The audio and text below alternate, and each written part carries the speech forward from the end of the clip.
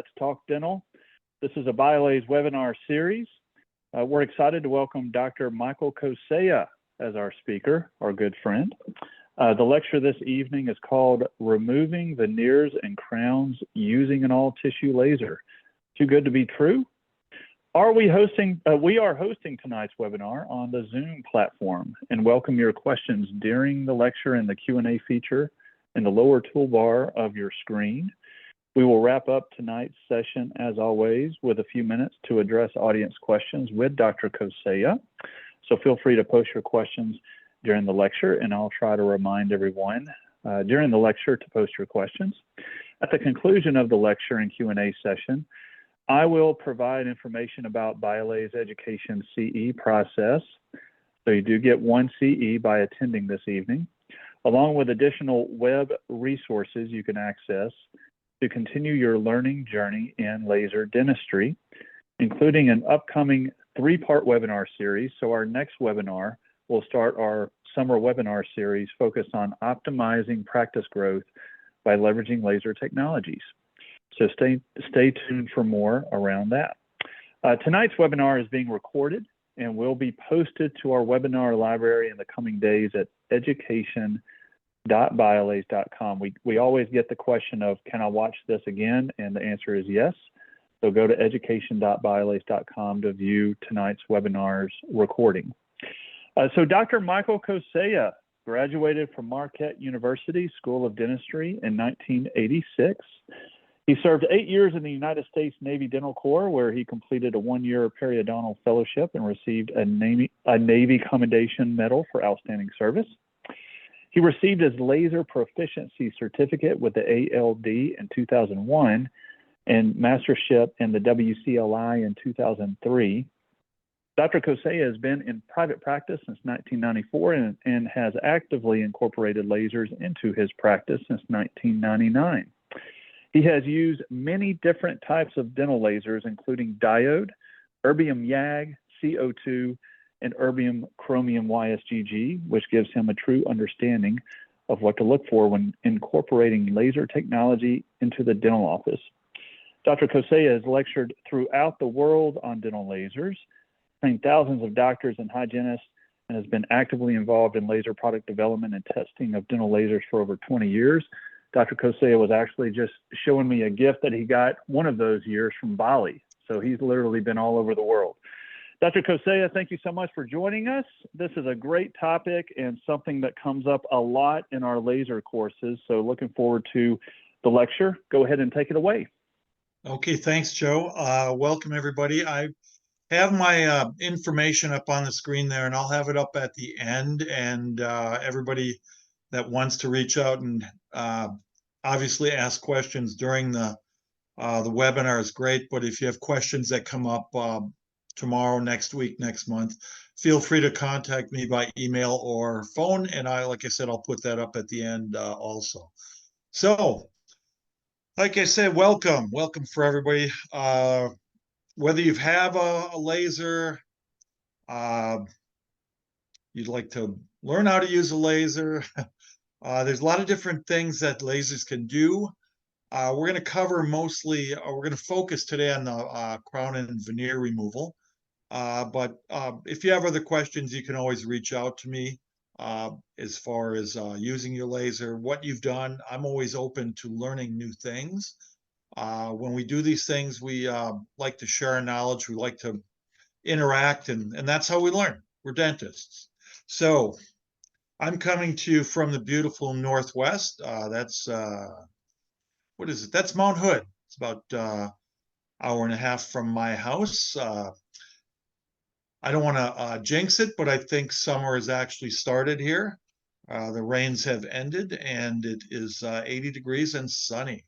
So beautiful picture of Mount Hood. If you've ever seen that, that's Multnomah Falls.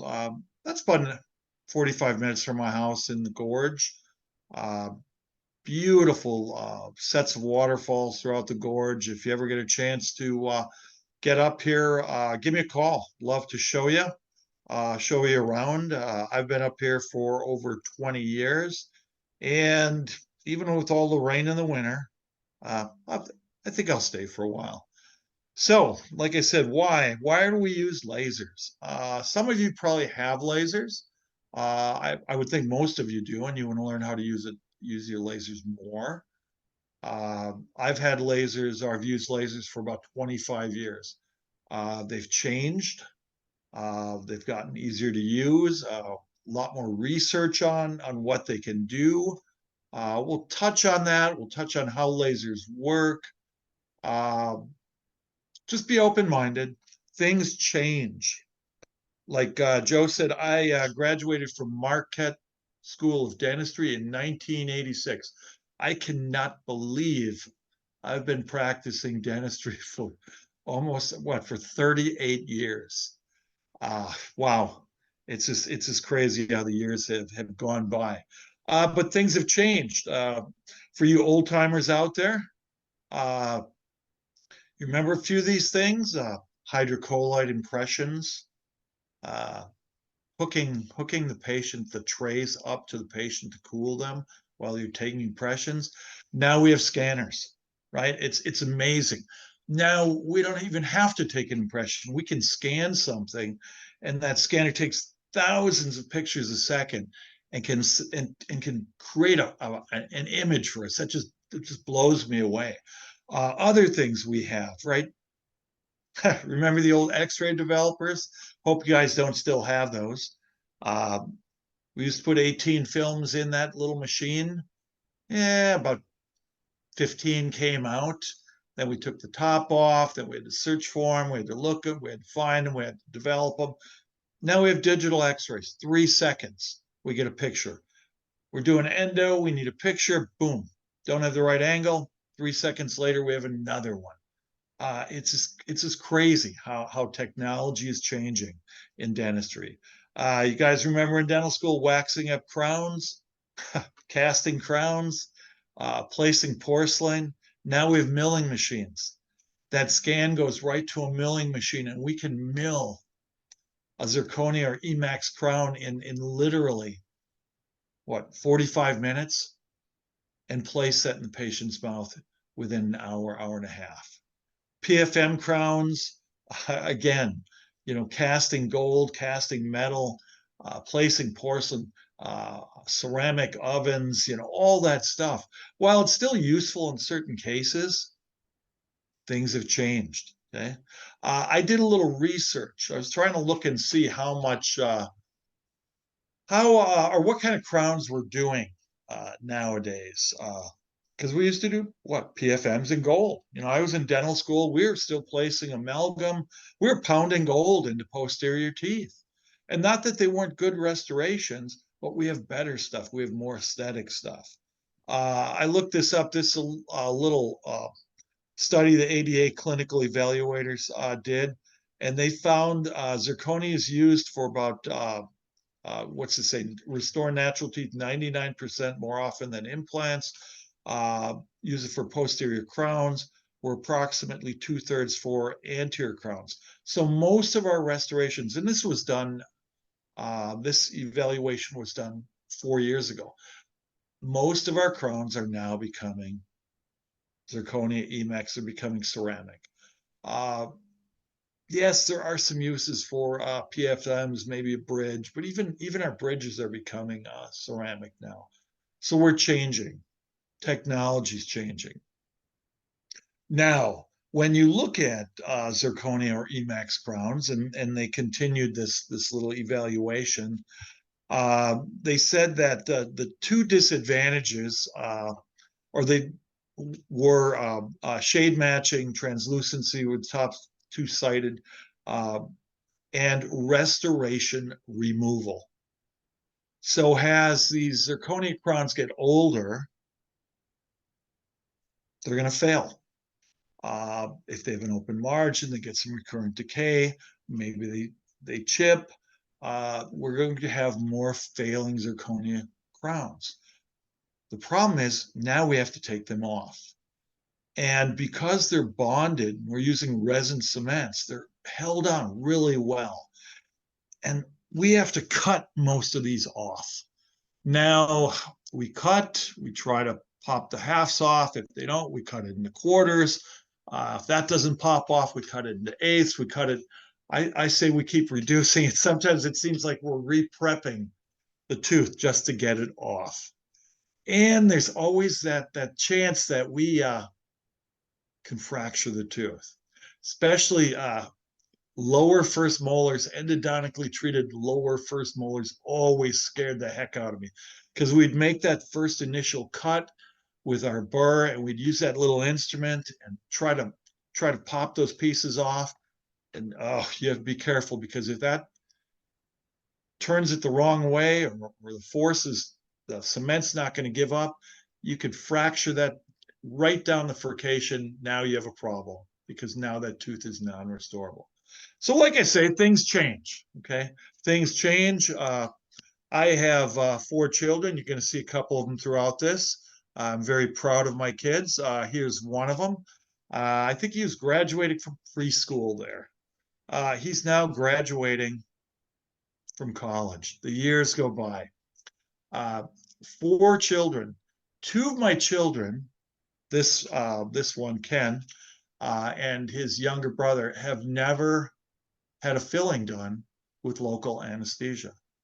We were able to do their fillings, class 1s, class 2s in primary teeth, class 1s in permanent teeth, using a laser and not having to administer anesthesia. Technology, lasers are changing the way we treat our patients. And patients love technology, just like we do, okay? But we have to find what is good technology that's going to benefit us and our patients, and what's the technology that's oversold or ends up in the corner because they told us it would do things that it really didn't do. So like I said, dentistry is an amazing blend of science and clinical practice. Not only do we have to run an office, we have employees, we have to pay the rent, all these things, maintain equipment, but then we have to diagnose, we have to look at clinical advantages for different technologies. We have to interact with patients, good or bad.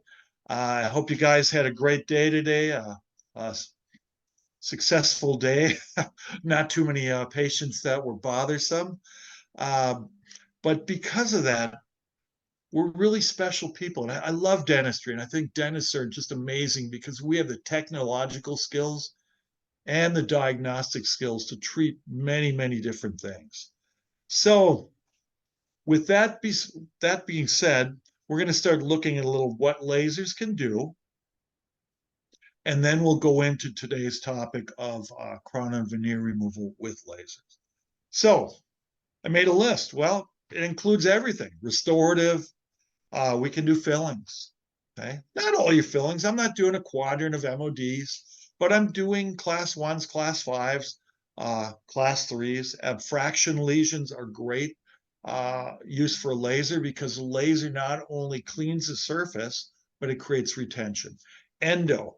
If you love endo, which I don't, I like the canals big and straight. The breakthroughs for endo has just been amazing with lasers and disinfection.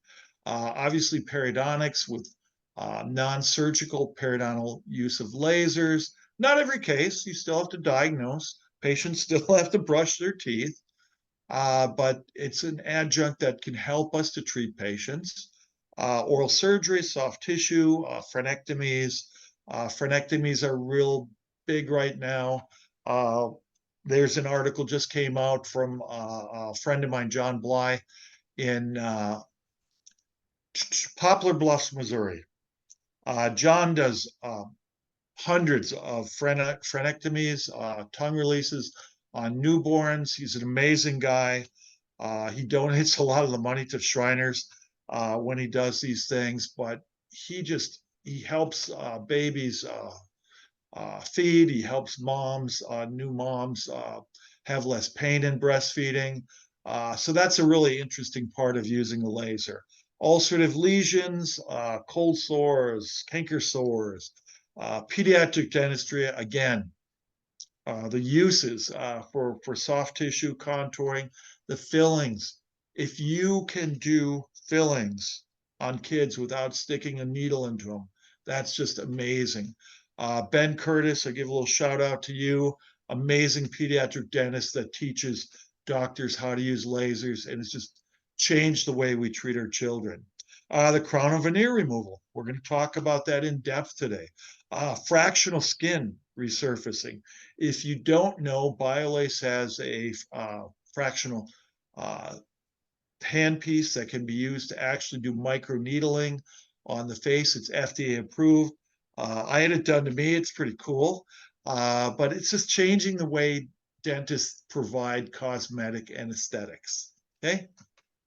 So a lot of different uses for dentistry or lasers in dentistry, the exposing, decay, crown lengthening, all those everyday problems we face, you can use a laser for. So, like I say, today's goals. I want you to learn a little more about lasers.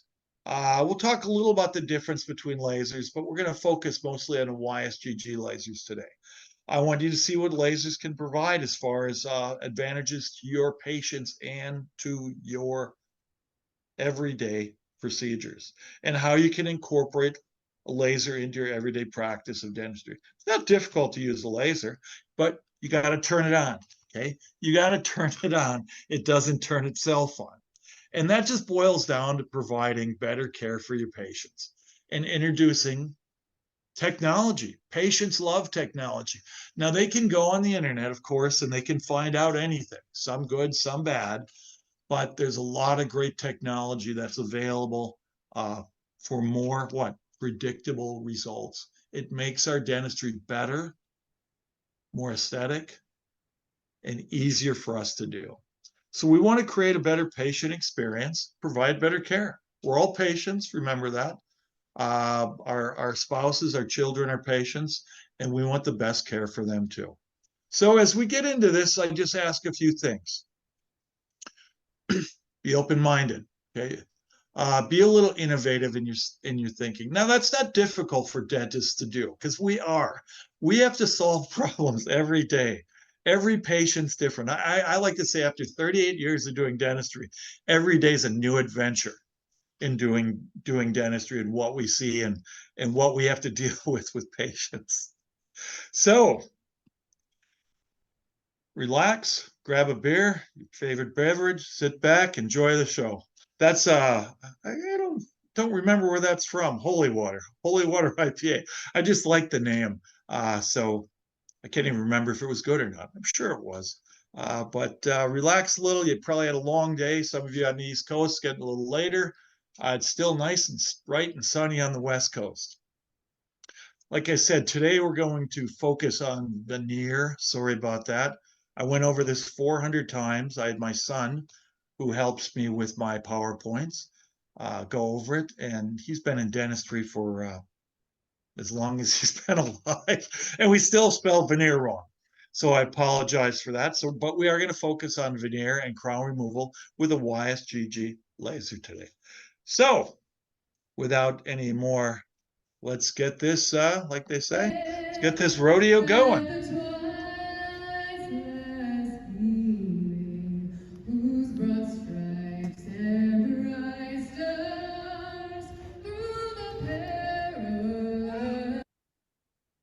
So I've always loved going to rodeos. Now that kid I showed you, he got a little itch, and he likes to do some rodeo. He likes to ride horses that don't have saddles and don't like people on the back of them. So when I say be open to trying new things, I'll show you a few of his rodeo rides. But when I say be open to trying new things, I mean in dentistry. Okay, like I said, dentists are very innovative. We have to face different little problems every day, and we have to solve that. So, but you get to see Ken try to ride a horse here. Oh God. Oh God. Here he is. Come on, Ken. Oh shit. Sorry about that. Did he get... Sorry about that bad word there. That was his friends. As you can see, Ken's not real good at riding rodeo. riding bareback bronc horses. But he's trying. He's open to new things, and so far he hasn't killed himself. So mom's good like that. So let's move into this little topic today. So can a laser remove a veneer or a ceramic crown? I mean, some of you probably know that, right? You may have tried it. There's actually setting on the I Plus on the laser for veneer and ceramic crown removal. But it's just crazy. How does that work? Why can it do that? I mean, we're so used to cutting things off, and now you're telling me that we can do this without, in most instances, cutting it off? Oh, well, let's look into it. How does it work? Okay, how does it work? Well, we got to spend that, let's say 3-4 minutes of laser physics. Okay, just to get you warmed up a little bit here. If you are a laser user, you might have seen some of this. If you haven't, it might help explain a little of how laser energy helps do a lot of different things for us. So this was a cool picture. I don't know who that is. Some laser dude from the 50s. Lasers have been around. They've been around since the 60s. Charles Towns won the Nobel Prize for a working laser in 1960. It wasn't a dental laser, but it was a working laser. So let's go in. I got a little video, show you how a laser works. And then after that, we'll dive more deeper into how we can remove a veneer or a crown with your laser. So, little video. I like this little video about. To make a laser, all you need to do is give a big collection of atoms enough energy so they're excited and ready to emit light. Once one of them spontaneously emits a photon, it'll stimulate some of the others to do so, and you get a nice cascade of illumination. But instead of letting all the light escape, it's more powerful to trap it between two mirrors and let it bounce back and forth through the atoms. All that passing light will stimulate them to emit even more light, and as long as you keep on re-exciting the atoms, they're happy to go on emitting light forever.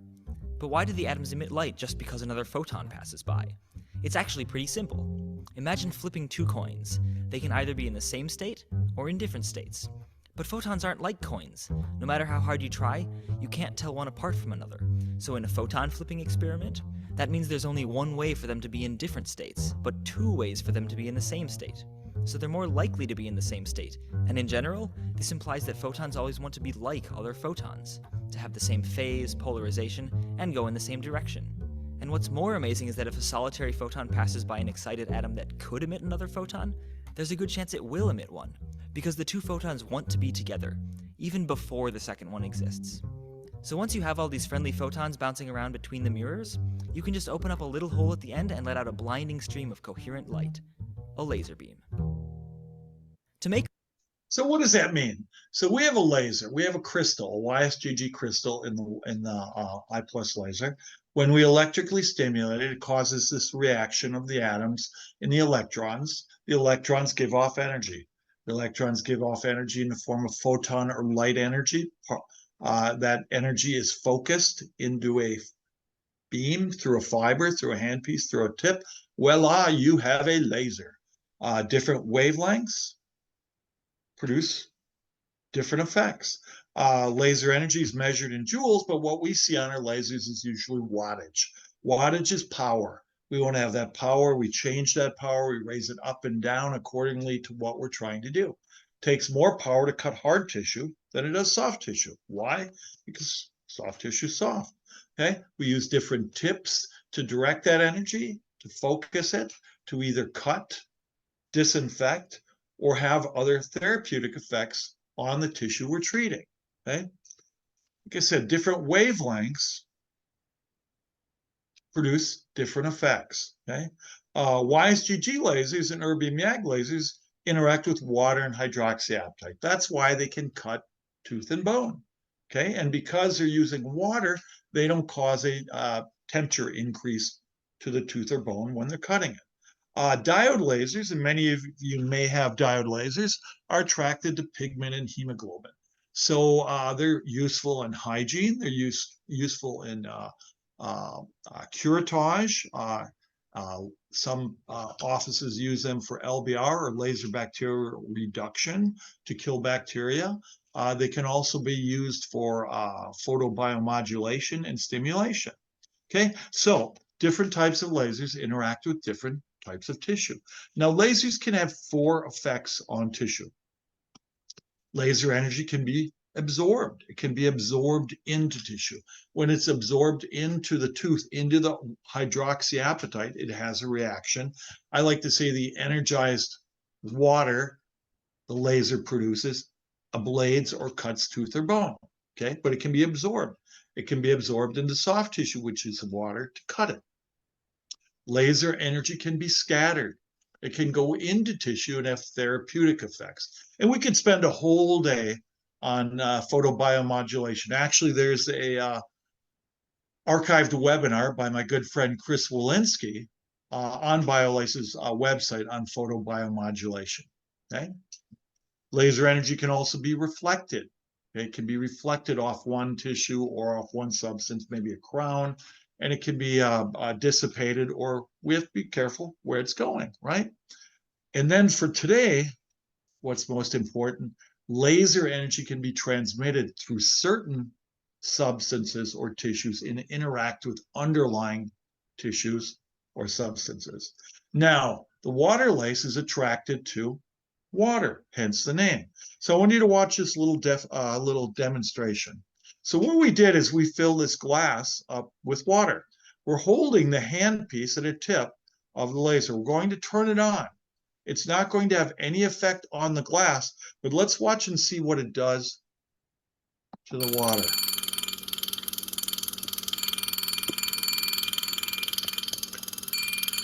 So as you can see, it's the laser energy is going through the glass and interacting with the water, because the water, this wavelength's attracted to water. Look, it's making the water bubble. Okay.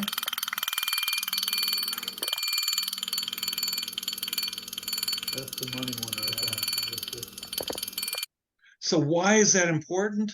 It's important because what we're going to talk about is in crown and veneer removal is the laser energy going through the zirconia or the emax, the material, and interacting with the underlying cement and actually breaking the bonds that hold it, and hopefully releasing it so we can remove it without cutting it off.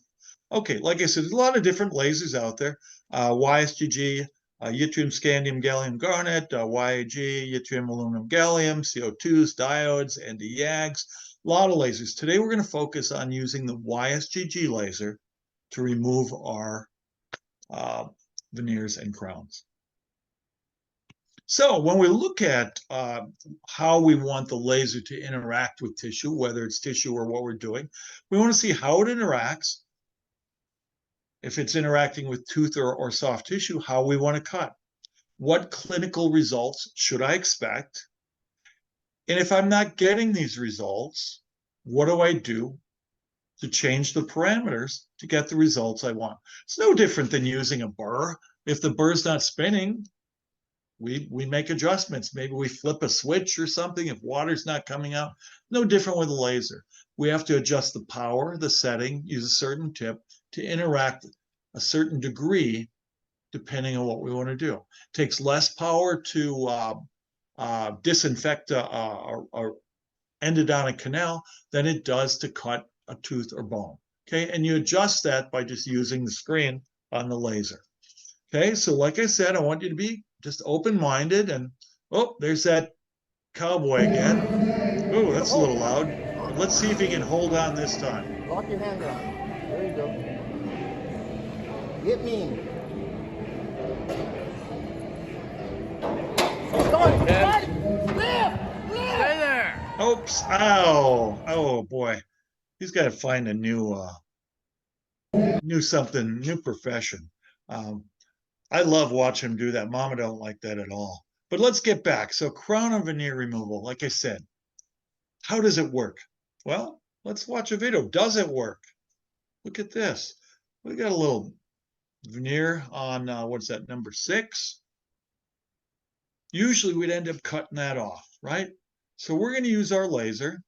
I'll give you settings and technique as we get through this, but we're just going to sort of paint over. The laser's not having an effect on the outside of the ceramic restoration, but that laser energy, like I said, is being transmitted through to interact with the cement and break that bond. Let's see what it does. Okay, we're painting over that entire surface of that veneer.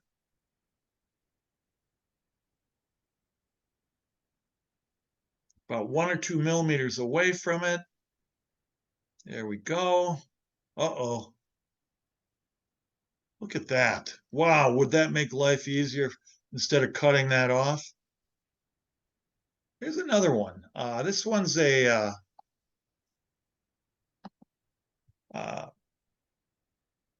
fractured veneer on lower anterior that we're going to need to take off and redo. Patient chipped a good chunk out of it. Okay, so let's get positioned here. Get that handpiece positioned, like I said, about 1 or 2 millimeters away. That's a gold handpiece. If you're familiar with water lace. Oh my gosh. I actually wish it would have taken a little longer. that was about what, about 5 seconds to remove that veneer. So like I said, how does that actually work? Okay, the science behind it. Okay, well, the laser energy is transmitted through the ceramic or porcelain material and interacts with the underlying cement. The wavelength is absorbed into the polymer matrix of the adhesive cement. Based on the scientific literature, the mode of action on the cement is a combination of photochemical changes and differing heat expansion coefficients. That sounds sort of scientific. These results predict that erbium laser energy would be transmitted through the ceramic and would be absorbed into the resin cement. In a microsecond scale, the laser energy superheats the cement, expands the volume, breaks the bond between the adhesive and the ceramic or porcelain. Boom, and it pops it off. Okay, performing this interaction over the full surface of the crown of veneer eventually dislodges the restoration. Okay, so there's some variables. We'll talk about the variables, but it's going to depend on the thickness of the restoration. It's going to depend on the coverage of the restoration. Obviously, veneers are easier to remove than a full zirconia crown, posterior zirconia crown. What about bridges? Okay, what about bridges? Here's a zirconia bridge that had to be removed. I think that number 14 had been extracted. This was done at Dr. Jane's office. Dr. Jane, if you're on, thank you. We did this case together. Thank you for letting me show this. So we have a 3-unit zirconia bridge. The bridge was the molar was extracted. Waited a while, everything healed. Prepped, put the bridge on.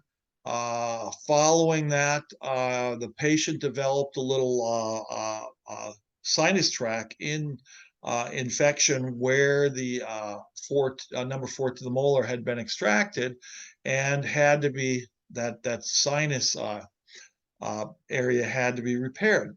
Well, typically we would have had to cut this off. Who likes to cut a bridge off, especially when you've just placed it a month or 2 prior? But the oral surgeon needed the bridge off so he could get at the defect. So we used our laser. It took a little longer. We did a little, obviously with a couple teeth. It was thicker. The zirconia was thicker. And we went over that. Here's a little video of how we did that. It's a little more power to take that thicker zirconia, or get through it. But that laser energy is going through that zirconia, and again, breaking or interacting with that cement.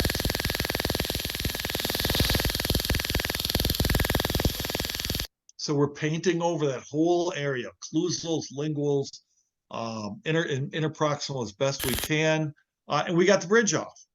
we got the bridge off in one piece. Now you can see there's some discoloration. That's the cement. Those are I like to say those are areas we probably spent a little too long on. And then you can see that we have a little discoloration on the teeth there. That is easily polished off. It's not affecting, we're not heating the teeth up. We're not affecting the nerves. There's no nerve damage doing this. But you can see that there's the defect into the sinus that needs to be repaired. So here we pumice that off a little bit, got that little cement off and clean those abutments up real nice. Now the oral surgeon can go in there. He can repair this little sinus tract that's created a defect into this, actually into the sinus. What we did there is we then place the bridge as a temporary. The oral surgeon can then take it off. Like I said, correct the problem. Once it's healed, we can then again cement the bridge permanently. We don't have to cut this off. We don't have to risk fracturing teeth. We don't have to re-impress or rescan. We don't have to make a new bridge. This is amazing. This is how technology is changing the way we can do dentistry. So let's go through another couple of cases. Okay. Here's a implant crown that came off, worked its way out. And now we have a crown that's cemented onto our abutment, and we have to get at that screw to get that back in there. We use the laser.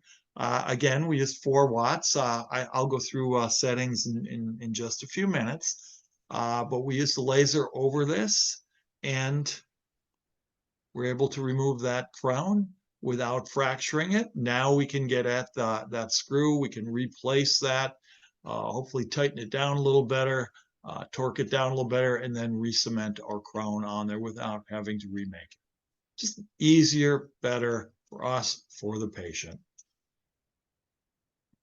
Another case of a lateral here that after the crown was placed needed endodontic treatment. Now, we could make a hole in the back of the crown, but if we could take that off and then replace that and not have to place a composite, it's just a better restoration, a longer lasting restoration. We've all had cases where we place a crown, patient comes back, it's sensitive, we adjust it, it's sensitive, we adjust it, it's sensitive. Finally, we have to have it endodontic treatment done, and now their new crown has a hole in it. Okay, we patch it up, we place our composite into the access. But if we didn't have to do that, it's just a better, longer lasting restoration. So here we went over that, and we were able to get that off. You can see a little darkness around there. Here's our crown intact. Then after we did the endodontic treatment, we just re-cemented it.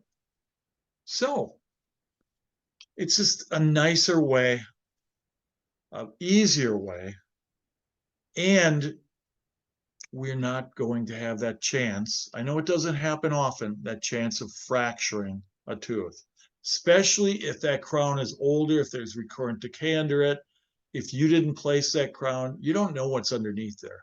And that's why I say, especially in endodontically treated teeth, it's very difficult, and you have to be very careful when you're cutting these off. Okay. So what about settings? Okay. I like to use either an MZ6 or an MZ8 6mm long tip. Now, again, if you're a laser user, if you have a water laser, you probably know what those tips are. If you don't worry. If you do want to incorporate a laser into your practice, all this is done with the training you receive. A 6mm or MZ6 is 600 micron, MZ8 is an 800 micron diameter tip that are 6mm long. I like to start at 4 watts, 20 hertz, 50 air, 50 water. Okay.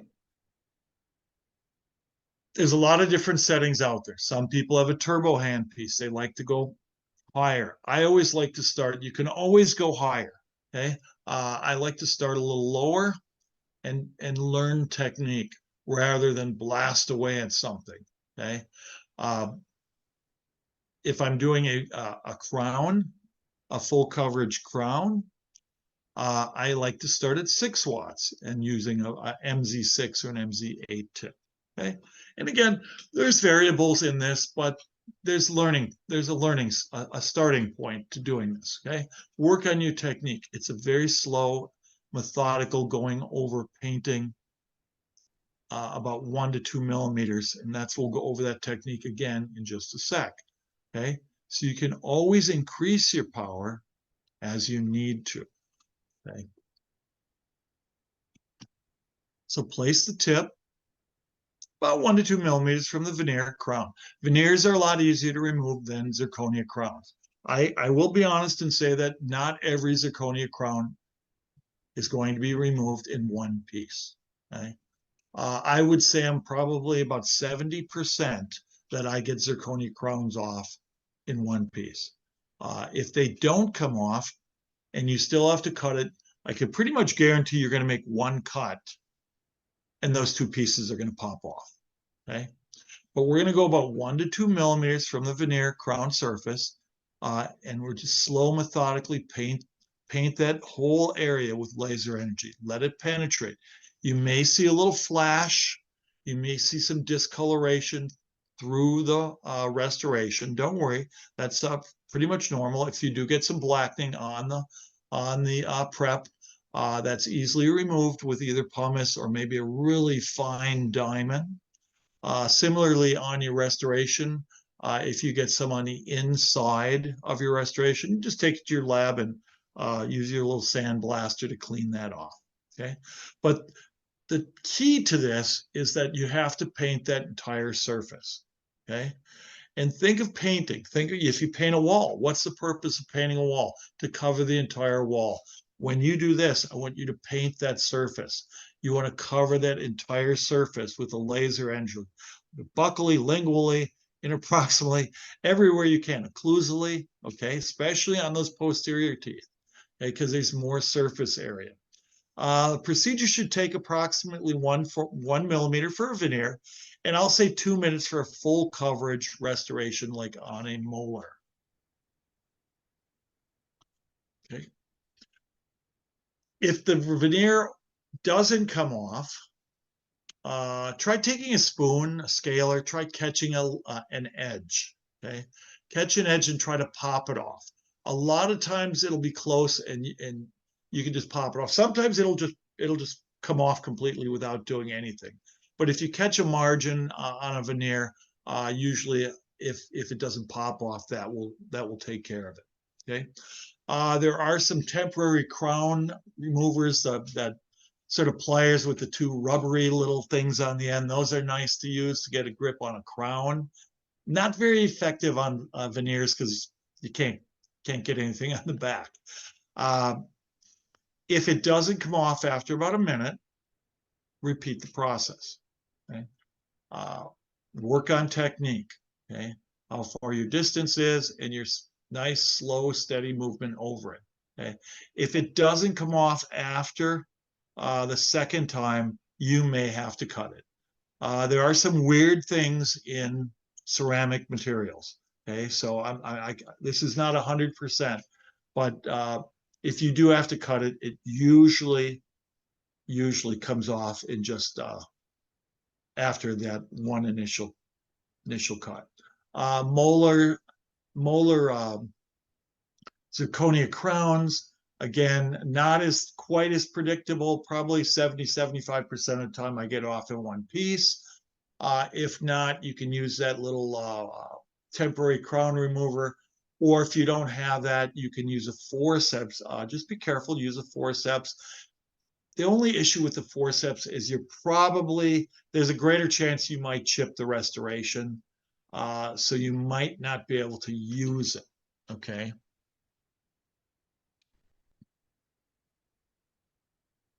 Okay, questions that come up. or things that a little practicality might add to it. If the veneer has a crack in it, it's probably going to come out in a couple of pieces. Okay, if there's no cracks in it, it's probably going to come out in one piece. I tell patients that it could crack, but I say I'd rather tell them that and not crack it than not tell them that. You guys know that, and then have it crack. Okay. So if there is a crack or fracture through the veneer or the crown, there's a pretty good probability that the restoration will be removed, but will fracture and not be removed in one piece. Okay. Another question, can this technique be utilized for PFM restorations? No, the laser energy cannot go through the metal. Okay, so metal, the laser energy would be reflected and would come back out. It would not interact with the cement. And PFMs are usually a little easier to get off anyhow, but the laser is not going to penetrate through that metal. It's going to be reflected off of it and not be able to interact with that underlying cement. Like I said, after 2 attempts, and it still hasn't come off, think about your technique. After the first attempt, if it doesn't come off, you can bump the power up to 5 watts for a veneer and go 6.5 watts for zirconia crown. Okay, I think it's more technique than it's just bumping up power. There are some people that say, crank it up, but I would rather you try it, like I say, work on technique. There are variables in the cement, variables in the thickness of the restoration. We've all seen posterior crowns on molars that we get them off and we can't believe that what the abutment looks like and how thick the actual zirconia crown was. So you might have to cut it off, but just like I say, practice. What about we talked about taking a zirconia crown off that cement on an implant abutment? That works. I've actually used it for ceramic orthodontic brackets, and it's popped those off quite easily. Okay, so that's another use for it. If you could pop those off without cutting them off, that's going to save you time. And use the same setting, 4 watts, 20 hertz, 50/50 for the brackets. This laser, or the laser, will not work if it is a composite or a resin crown. Okay, because if it's a resin crown, like I've seen, I talked to someone last week, and they're going to use it to remove anterior crowns, but the doctor said it was starting to cut into the actual crown. If it starts cutting into the actual crown, it's like a lab-created resin. And he said it helped to loosen them, but it's going to actually cut into the resin, because lasers will remove composite restorations. Okay, so if you see that, it might help, but it's not going to pop them off in one piece. Okay, so a lot of information today. Boy, the time flew by. Biolace.com. You can always go there. There's webinars like this one that will be archived. There's always webinars coming up. Like Joe said, we have a summer series with Nick. Nick does a lot of practice management, and his laser knowledge is amazing. So if you have the time, see if you can sit in on those. There's sections for hygienists. There's sections for dentists. There's research. There's all kinds of stuff that's available for you at biolace.com. Okay. So as we get to the end, before I throw it back to Joe, I know you guys all have one question that you want answered. Did Ken ever stay on for 8 seconds? So let's give it one more time and see what Ken does.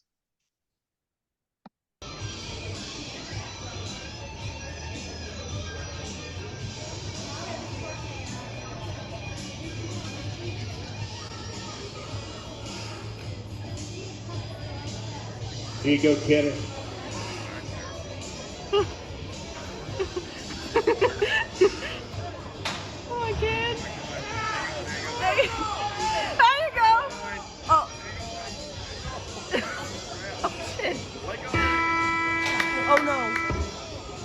he's alive. So it wasn't pretty, but he did stay on for 8 seconds. Ended up upside down. So just like Ken got a little better on his bronc riding, you will get better with time with using your laser and discovering more and more really cool uses for it. So again, here's my email. If you have any questions, we'll spend a few minutes now going through that. But I'm available tomorrow, next week. You want to go over a case, you have questions about incorporating a laser into your practice, feel free to reach out to me. So I hope you enjoyed this. It blew by real quick. And at that time, Joe, Yes, if sir. you're there, I'm gonna pass it back We to do you. have a few questions. Yeah, we Wonderful. do have a few questions. Thank you, Dr. Koceja. Great information. Glad Ken held on for 8 seconds barely. Yes, so to our audience, if you have any burning questions that you want to post, please post them. There's a few in the chat. If you want to post them in the Q&A as well, I'll try to get to them as we close things up here. One question that came up earlier in your lecture, Dr. Koceja, for our current BioLase waterlase users out there, is there a difference in settings or technique whether you have the waterlase I Plus versus the waterlase Express? Well, the Express is, as you know, the Express puts out less power. The waterlase, the I Plus puts out 600 millijoules, whereas the Express only puts out 250 millijoules. So you're sort of limited by power. I mean, you could try it. It might work for veneers, but I think you'd really have trouble with any kind of zirconia posterior crowns. Okay. And thank you for that. And then any different, question number 2, any different settings for removing an Emax crown over a zirconia implant abutment? I use the same settings. For Okay. if it's an abutment, I start at 4 watts, 20 hertz, 50/50 air water. Okay. And then question number 3, and this may be our last one for the evening, is will the laser remove color staining characteristics on a veneer? If you're no, it will not.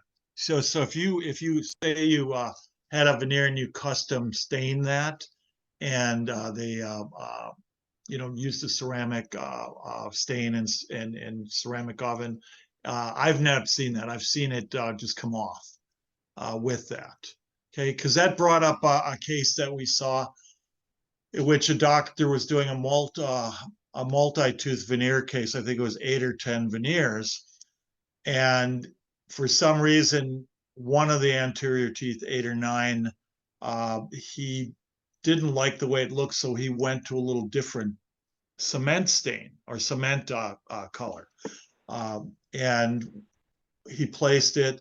And of course, later that evening, I think the patient called and said, why the one's off a little bit. And it was the underlying cement that had changed the color, the translucency a little bit. And we had tried to remove that. That was one instance where we did actually chip a little of the veneer off, and it had to be remade. So it's not, like I said, it's not 100%. The veneers usually come off if there's no fractures or anything. They come off in one piece. This case I was just talking about had a little thin sort of ledge, and that's what chipped off.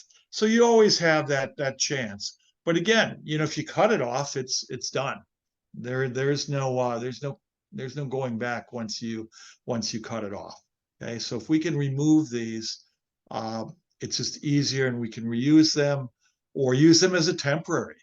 I think it's a great idea. It's just another way that lasers are becoming just commonplace in how we practice dentistry. And as you guys use lasers more and more, share what you're doing. so we can all expand our uses to provide better care for our patients. So, any other questions? For Joe? sure. Thank you, Dr. Koceja. I think that's it for now. Some good questions, great content. I didn't have it in my ending slides, but since you mentioned it at the end, as far as sharing information to our audience, you can go to Facebook and search Waterley's Dentist, and there's a great Waterley's group on Facebook that you can share cases, ask questions, a little community there. So if you're not a part of Waterley's Dentist on Facebook, check it out. To wrap up here, like I mentioned at the beginning, you do get a CE, 1 CE for joining us this evening. I'll review how you get that here in a second. We did record this session. If you would like to rewatch it, you can at education.biolays.com. And at that site, you can also find the Crown and Veneer Removal Protocol Guide. So we had a few questions about, settings, tips, etc.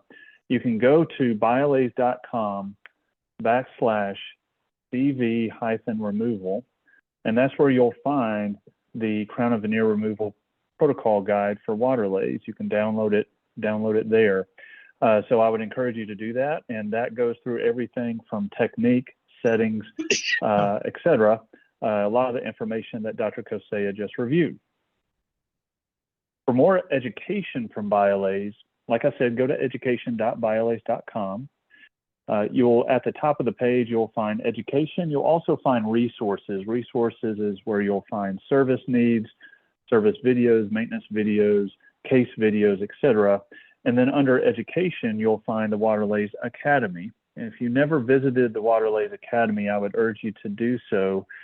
That's where you'll find recorded webinars, but you'll also find a listing of our upcoming classroom courses and our upcoming webinars, case videos, and animation.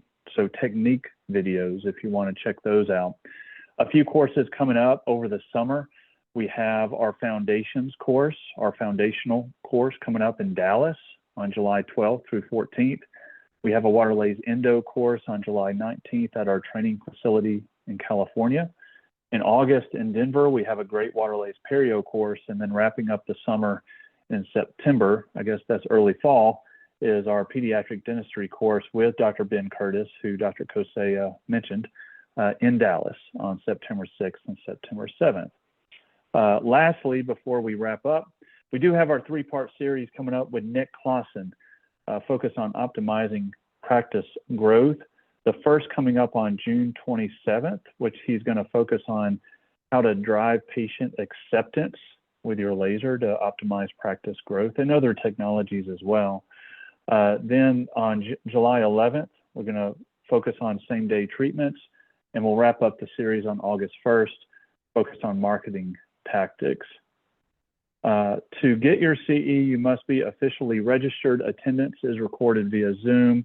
The biggest thing I want everyone to remember about getting your CE certificate is that you will receive an email in the next day or so with a survey. We just ask you to complete that survey, and upon completion, you will receive your CE certificate. So please be on the lookout in your inbox for that survey. If you don't see it in your normal inbox on that next day, check your spam folder.